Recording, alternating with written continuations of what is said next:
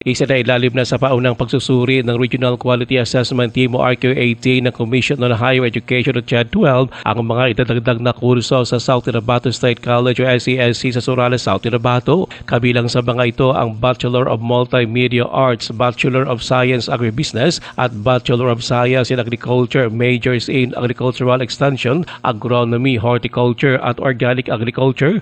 Layo nito na matugunan ang mga demand at mapatatag ang sektor ng agrikultura sa lalawigan. Tinutukan ng RQAT ang kahandaan na nasabing kolehiyo sa kwalifikasyon ng kanilang mga guro, library, laboratory, kakayahan sa pananaliksik, extension services, curriculum design at kung tugma sa mga prioridad ng development sa regional at national level ang kanilang mga programa. Nilinaw naman ni CHED-12 OIC Supervised Education Program Specialist Henaro Andres ng pagsunod sa mga pamantayan ng CHED ay minimum requirement lang. Hinimok niya ang institusyon na wag lamang mag-focus sa kompleto ng mga dokumento at maayos na mga pasilidad kung di maghangad ng mas makabuluhang layunin. Kabilang dito anya magkakaroon ng mga innovative graduate, sustainable na pag-unlad sa sektor ng agrikultura at paghubog sa mga profesional na kayang makipagsabayan sa buong mundo. Ruel Usano, NDBC Bida Balita.